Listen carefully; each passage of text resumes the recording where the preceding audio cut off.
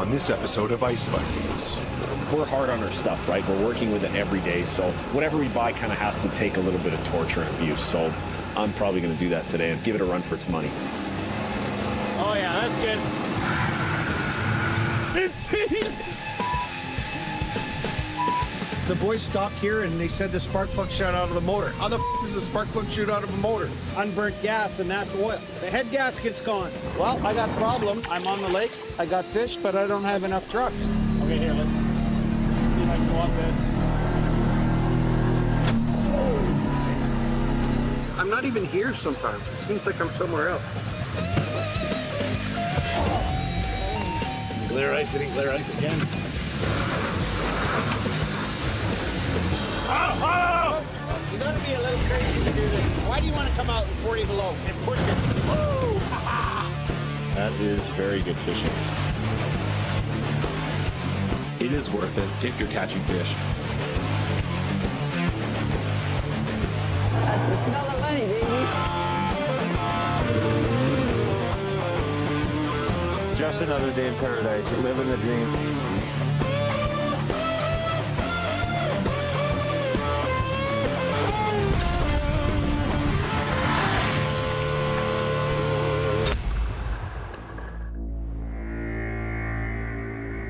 I've been texting with Trevor down the road, so we're gonna start the day with a mini rescue mission. Chris's son Trevor and his crewman Matt have been stranded for hours, 6 miles from shore. The bomber they're driving, one of Chris's, won't start. Can't leave anyone behind. We gotta get that bombardier in. We'll just follow their trail, we'll find them. The guys are frostbitten, but happy to see Chris. We got out here with the intention of heading up way north to our far north gang. As soon as we pulled up the bomber here, it stalled out and we couldn't get it started. Let's tow it. The crews will have to call off a day of fishing, losing money on both running equipment and hired men.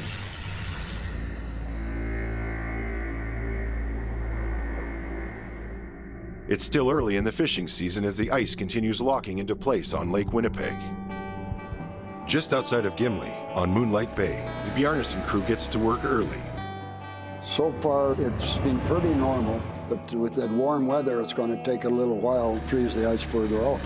You need a fair amount of ice further out to set on. The temperature is finally dropping to seasonal lows, so they are hoping for a big catch to make up for the late start. We'll try to lift 10 because of that blow coming up. Oh, it looks like it's going to come from the northwest, a storm. Not too bad, actually. Just when I'm pulling under a bit, there's a little bit of snowdrift. I gotta go a little slow, but I don't want to get stuck either. Mike is hoping for a decent number of tubs of fish. I was hoping if we were gonna do 10, I was hoping for at least 12 right off the start, but then checking into that first net, maybe change it up to maybe about 7. So far, it's not too bad. A little less than last time. Then again, it could pick up with this big blow coming up, because there's current. Always on the move with the current. The guys are in a hurry to bring their catch in before the storm hits. Oh, I guess we'll keep you, partner. They are rewarded with large fish to help make their day.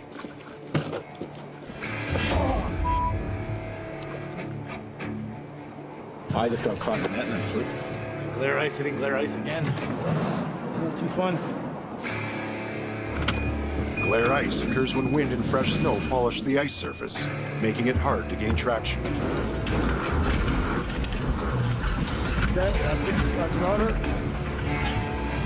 Oh, you can't tell because it snowed. Can't tell what the hell's going on. This glare ice with fresh snowfall makes things treacherous on equipment as well.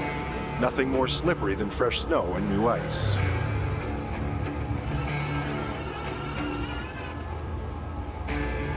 God! Something's gone wrong. Holy Christ. The line holding the net in place seems to have been cut by the ice auger.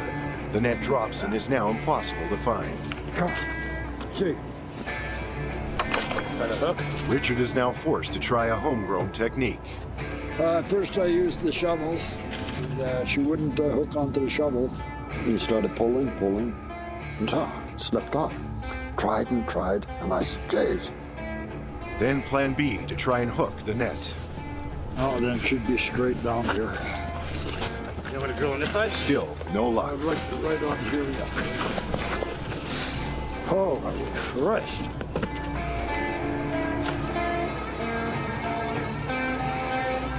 We tried to get it, we drilled holes, and to try to find it. Start another hole over here. Right here. Start another hole there. Yeah, that's where it's. Can we go pull on both ends? Like he pulls on that end, I pull on that end, and then maybe you can grab it or no? Yeah, that it. Because I think the current's taking her. You want me to pull that tight? Yeah. By pulling the net tight, the guys hope it will bring the net closer to the hole so they can grab it. But will it work?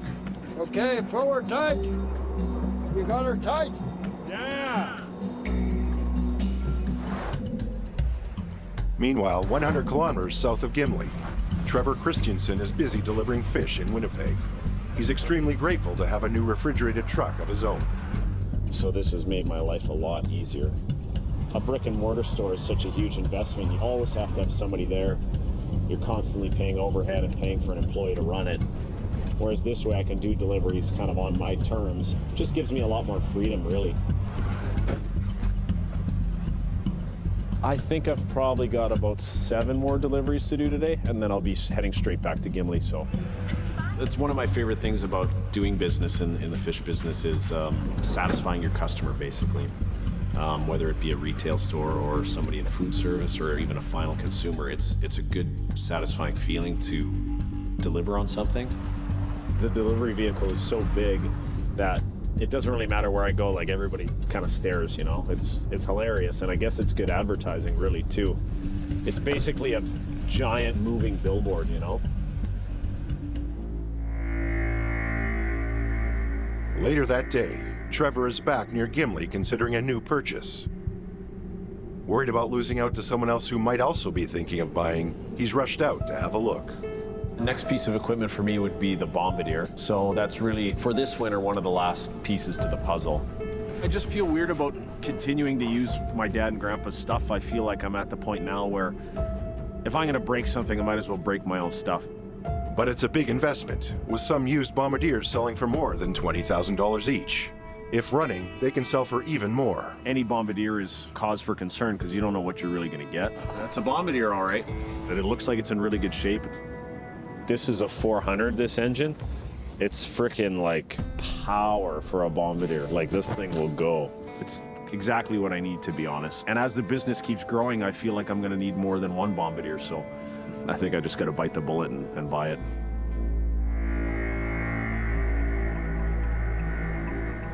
In Moonlight Bay, Richard, Mike, and Sheldon are still trying to rescue a dropped net under the ice. Okay, pull her tight.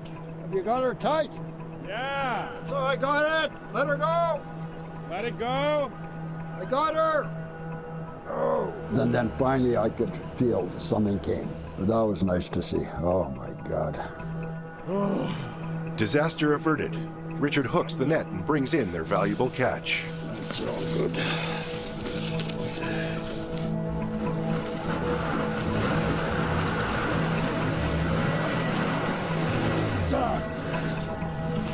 Fresh snow and new ice make it impossible for the snow machine to pull the heavy caboose. Mike and Sheldon lend a hand, but it's dangerous work. Okay, go, go, go, go, go. Yeah.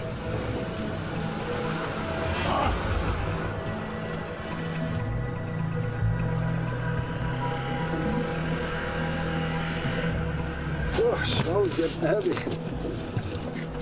What's the plan now? How many more are we doing? Let's see what time it is. With the day nearly over, the guys rush to finish the last of their nets and get off the ice.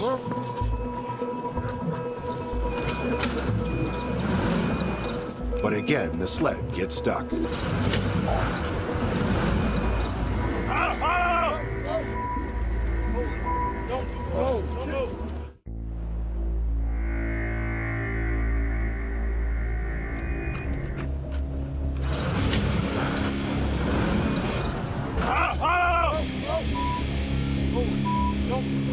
A scary situation on the lake.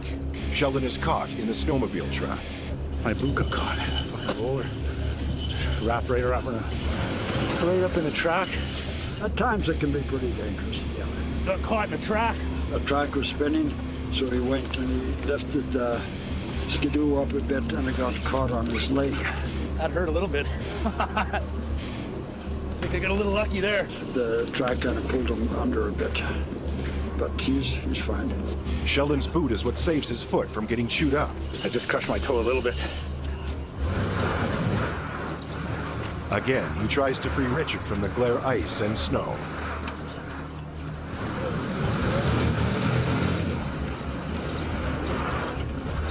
Finally, the machine is free, but more importantly, Sheldon realizes he's lucky he didn't lose a limb.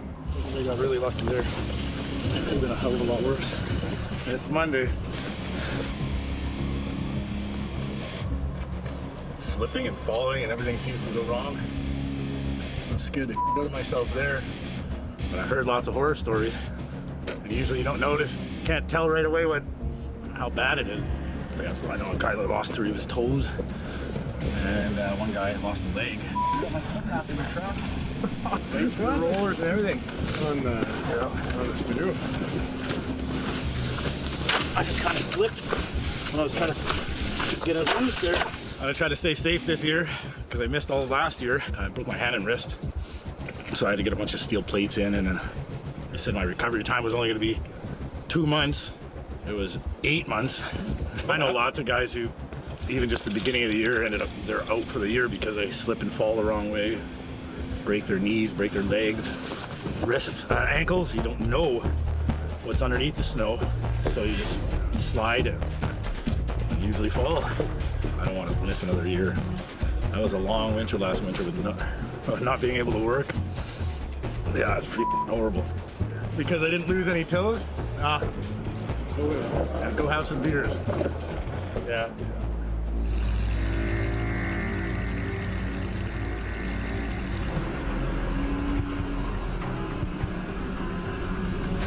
Meanwhile, just outside Gimli, Gene and Candace Pischke continue to adjust to the warmer than usual start to the winter fishing season. It didn't freeze much, and you see how it froze maybe 1.5 inches from the time we put them in here.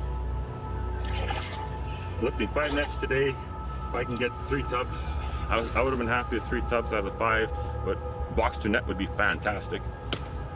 Hasn't been ice making weather lately. Hate to wish for cold, but Yeah, we want cold weather. we want the cold. Not as good as last year, but We got to get it started. We have a big winter. We've never fished this much limit in a winter before, so we need a good start. We need an early start. yeah. Both Gene and Candace spent the summer recovering from surgery, so they have to fill their entire quota in less than 4 months. We do have a lot of quota, and the way the circumstances played out this last couple of seasons, winter now, it all comes down to March 31st. We got the most quota we've ever had, and we need to get nets in the water and start knocking it off, because once March 31st rolls around, we're out of luck. That quota rolls back for next year. That's our whole yearly income. You know, that's all the money that we have, and we have to get it. We really have to work hard to get it done. We're not going to be taking a lot of days off. I'm determined to get the limit. I am determined. I don't care if it takes every day and longer days. Trying to take fish out differently this winter. I just don't have the same dexterity in the hand and strength, so this winter you got to do what you got to do. My physiotherapist at work will be good for me mentally. So leave it at that. My main focus right now is Candace and I are basically healthy enough to go every day, because it might take every day this winter to get what we need. And I'm not gonna sit back and not try. You gotta try. We have a game plan, and like same as last year, we have plan A, B, and C. And if it takes all of them, we'll get it. We got 1 more left in this string. And then we'll go up to get those 2, I guess, that we just said. Yeah, I think that would be, I'm kind of curious to see what's there. They froze on. Hope they didn't freeze on. Well, don't say that.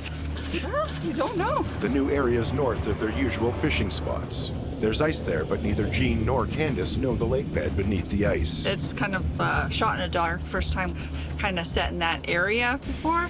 They're shallower nets. I hope they're not froze on. It's the moment of truth for the new net.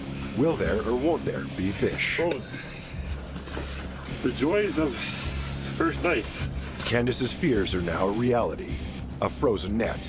But can they get it out? Froze net. Must be a reef in the middle of the net here. Well, that's not a very good day.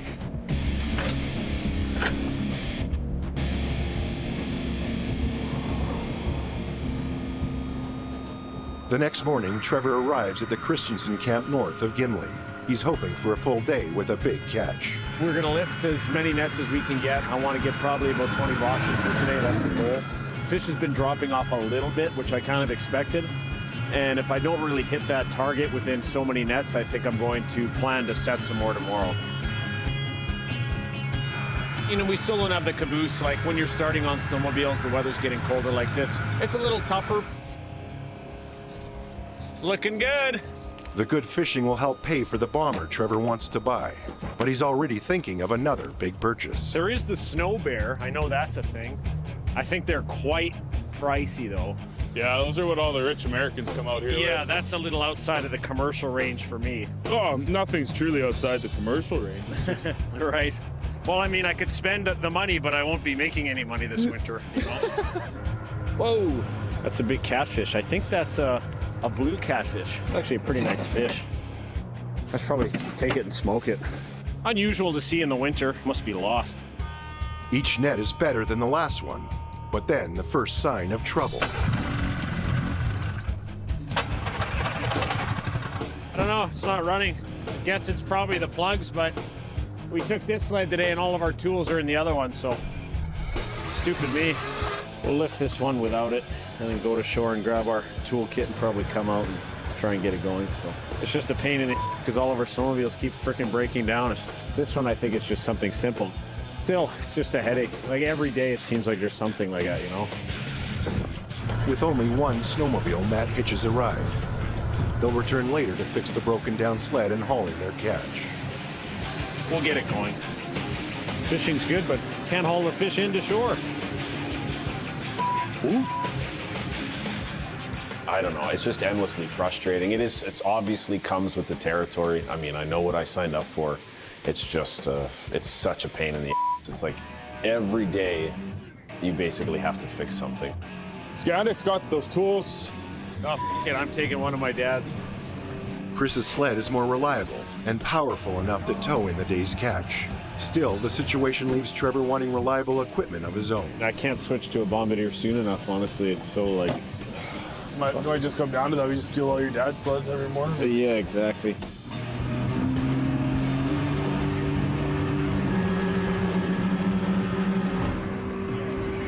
Lack of spark might be the issue. Trevor changes the plugs to get the snowmobile going. It'd be really, really nice if this is all that it is.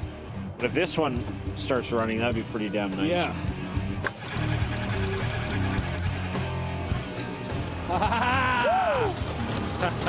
There we go. Yes. Oh, that is awesome. We were here earlier.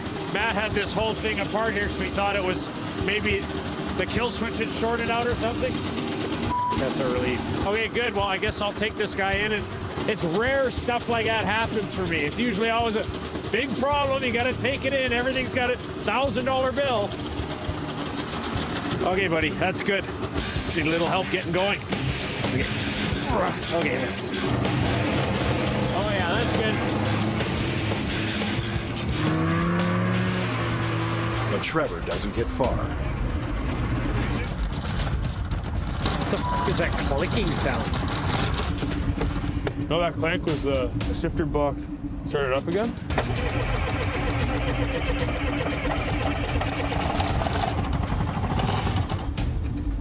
That's so many different noises that it could be.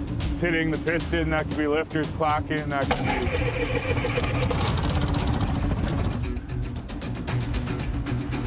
be... Oh, it's a beautiful day in the neighborhood. Holy.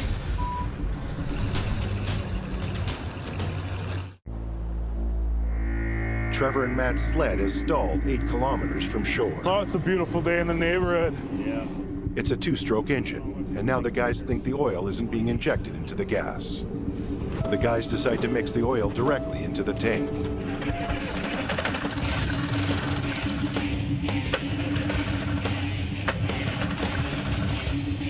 Doesn't want to accept nothing. just start heading out. I'll just hook this up. They're hoping to keep it running long enough to limp back to their base on shore.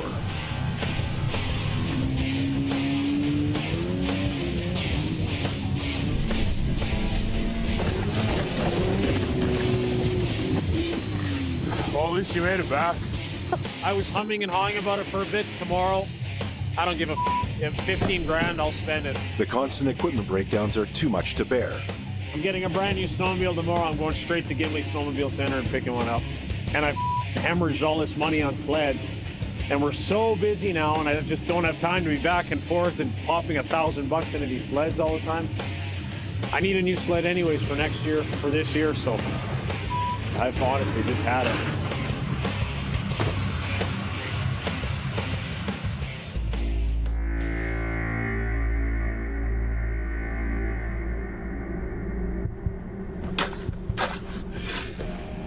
It is broke. A net frozen into the ice stops Gene and Candace's day in its tracks. I'm gonna walk down. Candace is gonna line me up so I'm kind of even and drill some holes and see if we can hook the net up.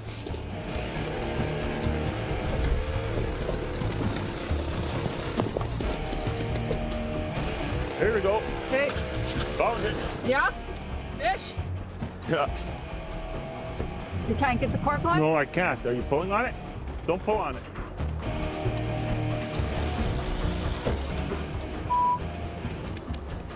I'll try to see if I can get the cork line going.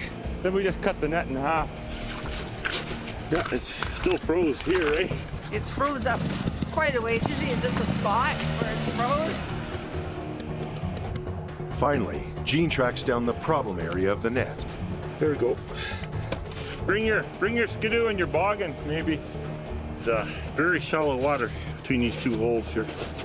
Very shallow with reef running through here. So I couldn't tell at the time we were setting, but as you can tell now, the net froze on and kind of a screwed up situation, but we'll get the net out and just won't be able to fish here anymore. I'm thinking it should be free here. We got to try to get it done ourselves, but we can't have nets that are failing and are duds. With the net free, they can continue the day. But there's a lesson to be learned. Won't be setting here again. Like these nets only fish at 5 feet. There was over 10 feet of water where we started setting. I don't know. We probably make one net out of the two. And then the rest of it that's ripped up and go to the garbage dump. Got most of it out.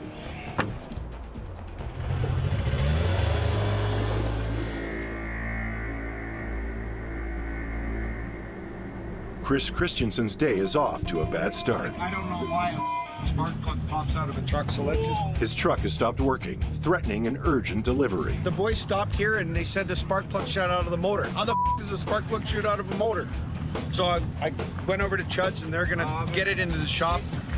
We'll get the boys up north, come back and see whether this truck camper shell, after 600,000, whether this Dodge has finally given up the ghost or not.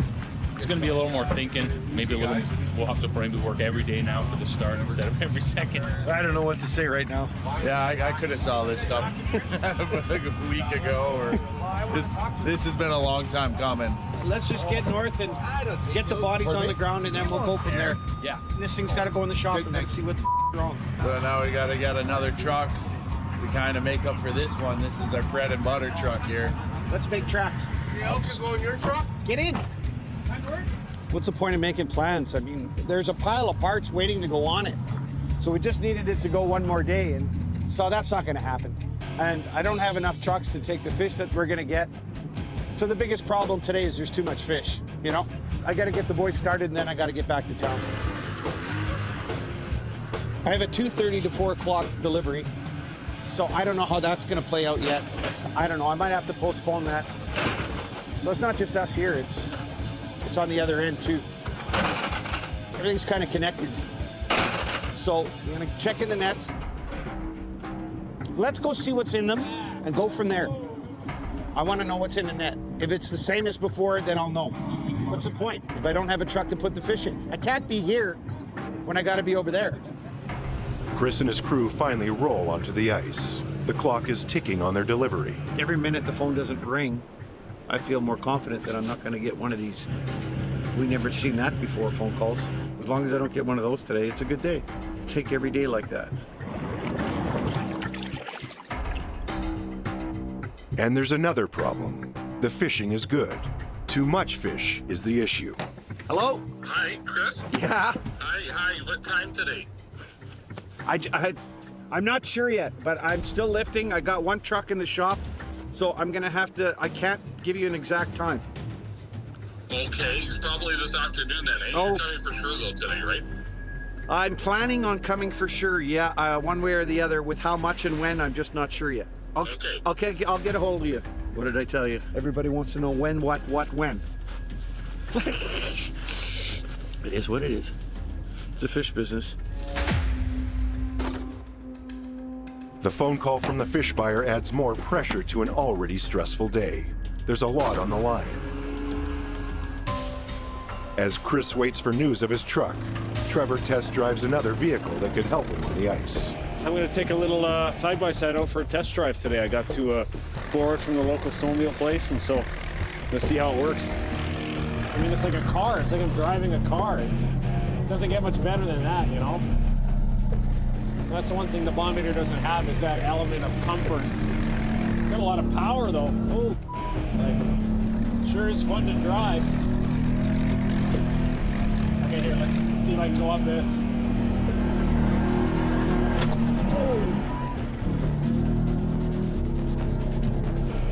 Hope I didn't break anything. Maybe I shouldn't drive like such a maniac, eh? Oh man, that is fun. For Trevor, the fun can be rationalized. Those two of the old snowmobiles that I broke. It's pretty much the only reason I'm in this thing right now. I mean, I should look at the bright side. Maybe it's a good thing that a snowmobile's crapped out, because this might be the way of the future, really. Look at this. I'd never do that with a Bombardier. I just wanted to have a look at it and see if it's like I didn't bend anything or break anything. It's so simple, actually. When you look at it, it's just, and it's nice. You can get right underneath it. Like, it's pretty tough to get under a bomber and look at all the there. Wow, I mean, this is pretty damn fun, and it's so versatile. Like, you could never turn like that on a Bombardier. To me, it's a smaller version, which you can get fixed at a regular shop. You don't have to find a special Bombardier mechanic for it. And it has a warranty and everything. I mean, I think I'd probably go with both. I like it.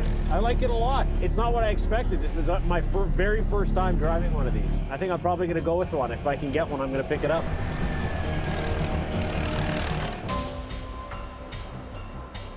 Back on the ice with the day's pressure mounting, Chris checks in on the progress of his truck. Without it, his delivery will be smaller than promised, and he risks upsetting the local fish buyer. If it's toast, I'm gonna want to know. If it's not toast, I'm gonna want to know. I just want to know. I don't have any friends on my phone. I just got people who phone when breaks. Sad, eh? Did you get that hunk of junk in there?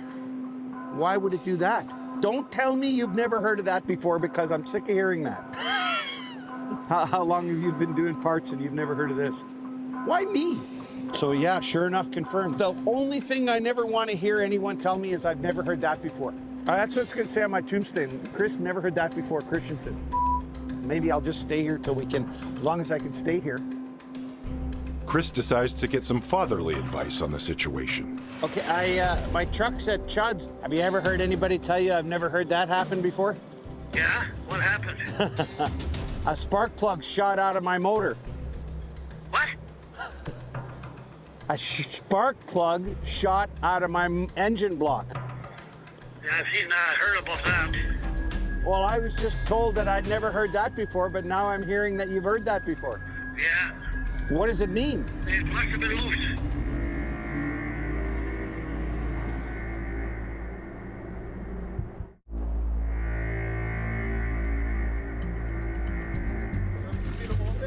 Well, I got a problem. My truck's at Chud's. I'm on the lake. I got fish, but I don't have enough trucks. A truck breakdown puts Chris Christensen's fish delivery in peril, and he could lose an important fish buyer. Well, what about mine? Well, I'm just wondering what to do. Well, I'll have to come there, that's all. That would help. Okay. Okay. Well, I'll be there. I'll let you know when. Chris's dad, Robert, saves the day. Emergency, Robert. Rescue once again. This time it's not for an auger, but he offered. So I knew he probably would. Today it's gonna work out good. But if I can keep lifting while I got the boys here, maybe it's gonna work out okay. That's the way the winter goes. Everything just kind of breaks in series. As long as everything doesn't break on all at the same day, then it's good. Don't ask for trouble, eh? It'll find you. Guess I could phone on that truck, but nah, you know what? I really don't want to know. I'll live this moment, just this moment right now. We're on the last net, so we'll get into shore, and the day just kind of worked its way out somehow. Now the race is on as the fish buyer has called to demand a 4 p.m. delivery. Everything depends on his dad's arrival with a working truck. Well, I got a call from Chris to tell me the news, and I started laughing after he told me that a spark plug shot out of his engine. I've heard of something like this before, but only when they got loose. That's what I've heard of it. So I threw everything down, put some fuel in the truck, and here I am ready to go. You see what they got there? Huh? There's more coming. I wouldn't have been able to take it all home if I didn't have your truck. I was gonna just do half the nets and then maybe do the rest of them tomorrow. That's why you have a father. That's kind of nice to have family when you need them, especially one who has a truck. Perfect timing. We pulled in, he pulled in just in front of us like it's, you know what? He's instinctual. He kind of knows exactly what's gonna happen. You got the whole crew. So there we go. 3 trucks again, off for another load.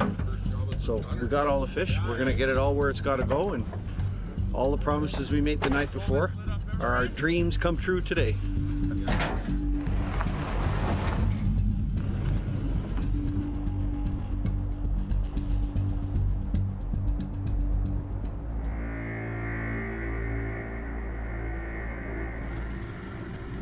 Early the next morning. It's great here on shore. Like you can see that the treetops are moving a little bit, but we're protected and it feels nice. And it's a milder day too, but as soon as you get on the lake with the wind, the temperature is going to drop about 10-15 degrees, and the wind and the snow is going to make everything that much harder. So it's not going to be fun. Trevor heads back onto the lake for what he's hoping is a smooth day of lifting nets. Just want to see if I can keep this windshield from ripping off on the way back. That's too windy to be out today. Whatever, let's do what we can, I guess. It's worse than I thought it was going to be out here.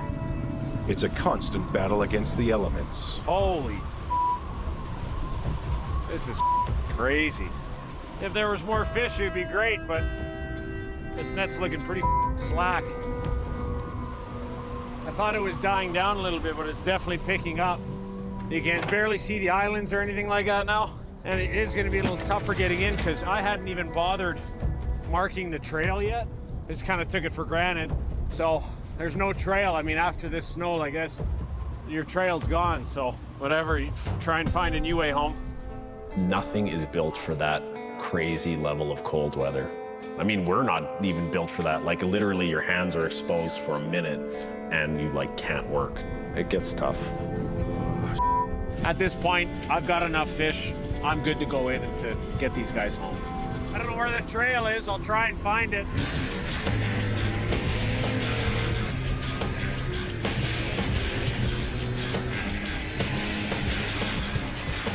But then, Riley has a problem. It's seized. It's seized. Yeah, we can't turn it over at all. He was just driving and I was riding beside him and he just died. And nothing. Tried calling Trevor, he's not answering. So one of us are gonna have to go up onto shore and go get Trevor and bring another sled back to take that. I'm gonna have to pull the belt off here and we're gonna have to tow this back with another snowmobile.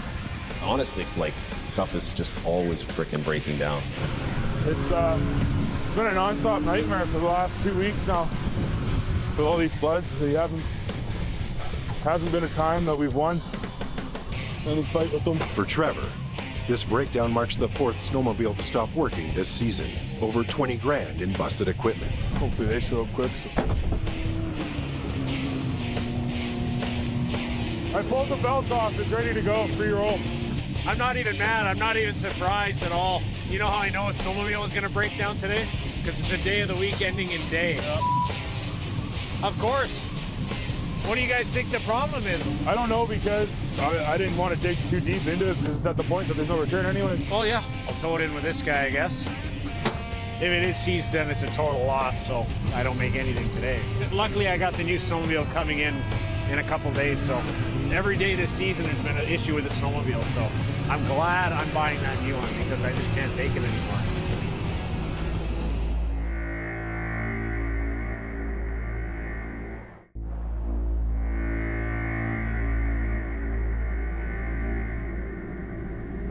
The next day, Trevor decides to look at yet another vehicle that can help him on the ice. Yeah, I've seen videos of these things in action before. They're pretty cool. Like, there's definitely nothing quite like it. It's an amphibious vehicle. We're gonna test out an Argo, which is a brand new vehicle to me. Never used one before in my life. But it's interesting to me because it's amphibious. So, I mean, at this time of year or first ice, it could be something that's useful. This is crazy. It is a lot like a bombardier. It's probably not as big and heavy duty, but to me, it's kind of like a side-by-side that can float, you know? It's been pretty rough with us so far with just snowmobiles and all that junk. Like, it's been constantly stuff breaking down. I'm willing to spend the money. I want to buy something new. It's just a matter of what that's going to be. I mean, we're hard on our stuff, right? We're working with it every day, so whatever we buy kind of has to take a little bit of torture and abuse. So I'm probably going to do that today and give it a run for its money.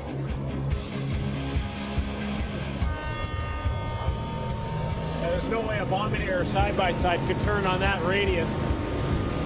Pretty impressive. Oh. The one benefit this thing has is it's amphibious and it floats, so maybe it's the right way. I mean, I could pull my lifting caboose. Really, that's what all this is about, is pulling the caboose, getting fish to shore. This thing's a little slower than I would like, but it might still be the right idea, so I'm willing to try it out. That is pretty cool. It's got power. I mean, it's the only thing it doesn't have a cab either. So at least the side-by-side, you can put something on it. Same with the bombardier. This to me is more of like something like a hunter would use almost, you know? I think at this point, I'd probably go with a side-by-side. I think it makes more sense to me. There's more customization you can do with it. It's more like a bombardier, and that's still the right design. A side-by-side, if you get something new, you've got the warranty with it. And to me, I feel like that's probably the right way.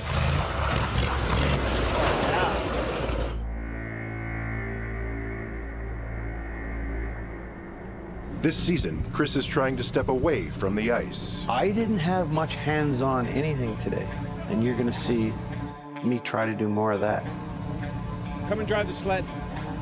His goal is to leave the fishing to his crew so he can concentrate on other areas of the business. We got so much fish to catch and da-da-da-da-da. How are we gonna do that? We know how to do that.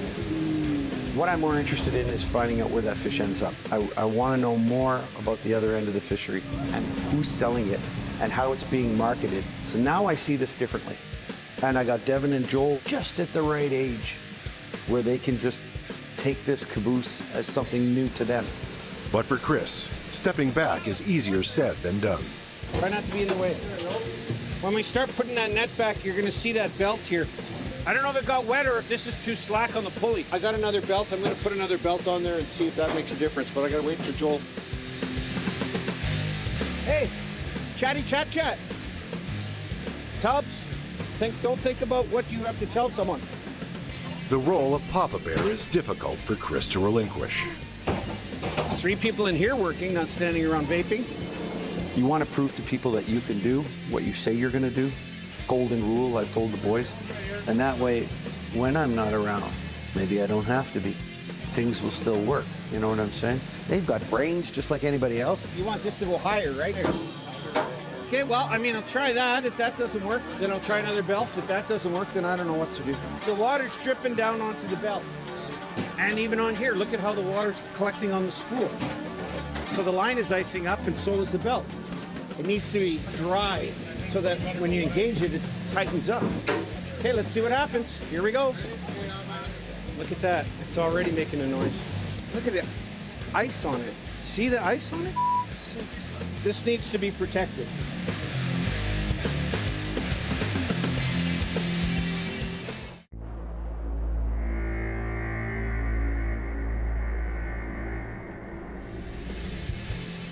Look at that. Look at the ice on it. See the ice on it? Chris Christensen has an ice buildup problem in his lifting caboose. Jeffy, ring toss. Let's get this son of a down here and just try it already. Then I'm not going to be happy till I do. Oh, God. Devin, come here. Turn this pulley. Easy. Ah, there we go. Okay, leave it. The machine is there. The machine will work. A man built it. A man should be able to fix it. Is my hope. And there's enough bodies around here. Get this machine correct and then go from there. I'm not even here sometimes. It seems like I'm somewhere else. At the end of a difficult day, Chris has learned to keep things in perspective. Here we go! Being on the lake all day and working in those conditions, what do they remember? Keep them in there, turn it around.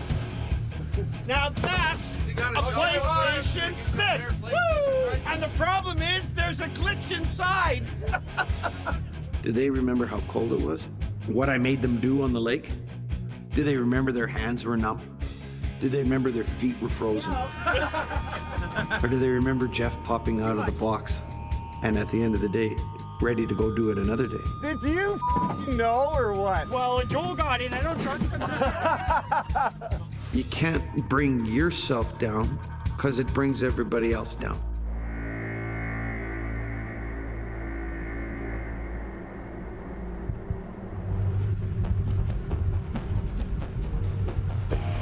Sinking money into any sort of piece of equipment is kind of scary too, because there can always be the next best thing that comes along and you go, oh, I bought this old thing that's obsolete, or why did I just spend $50,000 on bombardiers and snowmobiles when I didn't need them?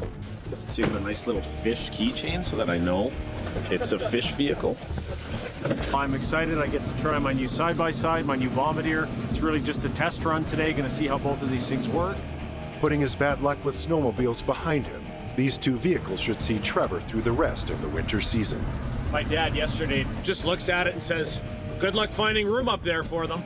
I've been getting by using a lot of their stuff, so I do feel like that's part of my growing up too, is really taking on more responsibility myself and I'm not having to use and abuse so much of their equipment. It's comfortable and it's big. It's a nice wide gauge bombardier, so I'm told it has a lot of power. Okay, let's do it. I'm going right now. This year's been the most rapid growth I've ever experienced by far. I do see a future in the industry and I'm definitely just looking forward to pretty much expanding the business as much as I can and becoming, I guess, a really big player. It's ambitious and it is aggressive as far as a goal goes, but I do feel like I'm set up for it in a way. I mean, I do have a background of people who have been very successful in the fishery. So for me, it just feels like the next logical step, you know, and it's something I'm passionate about and that I want to do well in, and I feel like I see the necessary steps I have to take. Man, this thing's fast. Next time on Ice Vikings. You know, I used to hear stories and think, how does all this happen to all these fishermen? Get out, get out, get out. Every day is a new surprise of some sort of bull.